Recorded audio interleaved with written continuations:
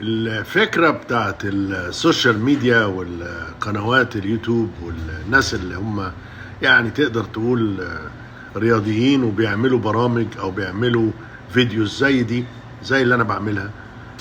الفكرة في ان هم بيبقوا مش قادرين يلاقوا مواضيع مناسبة او مواضيع مهمة، فبيبتدوا يخرفوا او يبتدوا يعملوا اي حاجة تلفت النظر.